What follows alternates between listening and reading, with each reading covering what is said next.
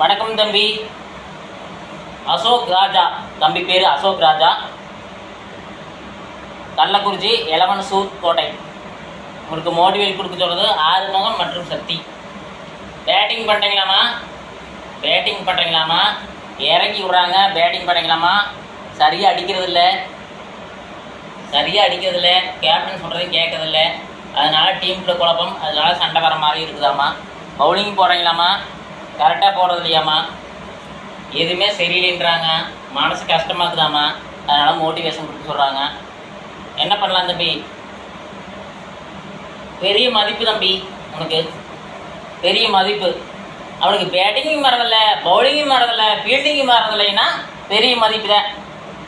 அப்படியே நீ ஆல்ரவுண்டரு, கரெக்டா?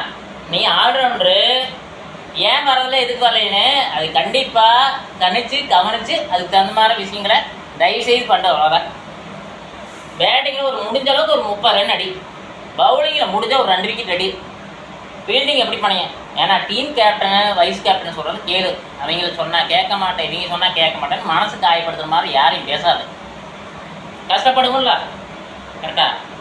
உன்னை போய் அவங்க புத்தம் சொன்னாலும் பவுலிங் சரியில்லை, பேட்டிங் சரி, ஃபீல்டிங் சரின்னு சொல்லினாலுமே யாராச்சும் கூட சொன்னால் ஆல்ரவுண்டராக தான் கேட்பாங்க. அப்போ ஆல்ரவுண்டருங்கிற பெருமை, ஆல்ரவுண்டரோட திறமையும் ஓட்டுருக்குது.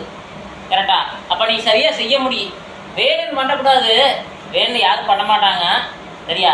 நம்மளுக்கு 6 அடிக்கணும் அப்படின்ட்டு இறங்கி அடித்து அந்த பாலை வேஸ்ட் பண்ணக்கூடாது. நான் பெரிய ஆள், எனக்கு நல்லா ஃபேன் பவர் இருக்குது, இப்படினாவே 6 போயிரு, அப்படினாவே 6 போயிரு, இப்படினாவே 6 போயிருன்னு நினச்சிட்டு இருக்கிறோம் நம்ம நிறைய டைம். சரியா? இது வேணும் பண்ணுறதில்ல. அப்படித்தான் நிறைய ஹிட்டரெல்லாம் நல்லா ஸ்ட்ராங்காக இருக்கிறீங்க, நிறைய மேட்ச் அடித்து ஃபார்மானவங்களாம் அப்படி பண்ணுறது. அப்படி கிடையாது. 10 பாலுக்கு 20 ரன் அடித்தா தான் இந்த பிளேயர். 10 பாலுக்கு 20 ரன் அடித்தா தான் இப்போ பெரிய பிளேயர். அப்படியெல்லாம் கிடையாது. 20 பாலுக்கு 15 ரன் அடித்தாவே பெரிய பிளேயர் தான். 50 பாலுக்கு 40 ரன் அடித்தாவே பெரிய பிளேயர் தான். 100 பாலுக்கு 80 ரன் அடித்தாவே பெரிய பிளேயர் தான். அந்த நேரத்தில் ஸ்டாண்டிங் பண்ணி நிற்கிறது. அப்படியே மெதுவாக 80 ரன் அடிக்கும்போது எக்ஸ்ட்ரா ஒரு 15 பேர் ஆப்போசிட் இருக்கிறவன் ஒரு 40 அடிப்பேன், 130 ஆயிரு 20-22 ஓவரில். அதனால ஸ்கோர் தான். சரியா? அவங்க மறுபடியும் பின்னாடி பேட்டிங் அடிக்கும்போது விக்கெட் போயிடுது.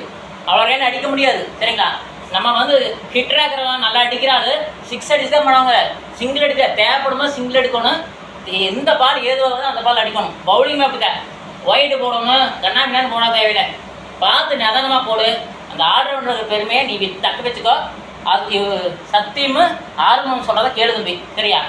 கேட்டு நல்லா அதிகமாக விக்கெட் எடுக்கிறதுக்கும் பேட்டிங் பண்ணுறதுக்கும் வாழ்த்துக்கள் தம்பி. நன்றி.